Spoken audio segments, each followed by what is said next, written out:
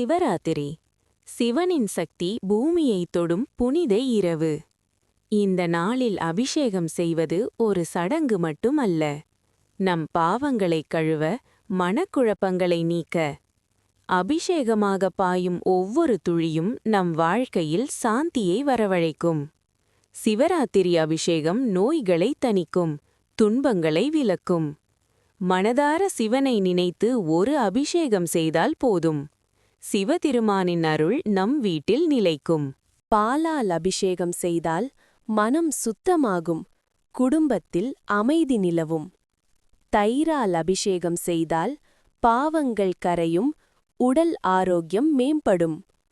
தேனால் அபிஷேகம் செய்தால் இனிய பேச்சும் மக்களின் ஆதரவும் கிடைக்கும். நெய்யால் அபிஷேகம் செய்தால் ஆயுள், அறிவு, செல்வம் பெருகும். இளநீரால் அபிஷேகம் செய்தால் வெப்பம் தணியும், நோய் மன அழுத்தம் விலகும். விபூதியால் அபிஷேகம் செய்தால் அகங்காரம் அழியும், ஞானம் பிறக்கும். பில்வ இலைகள் அர்ப்பணித்தால் சிவனின் பேரருள் வாழ்வை வழிநடத்தும். இந்த மகா சிவராத்திரி மனதார சிவனை வணங்குங்கள்.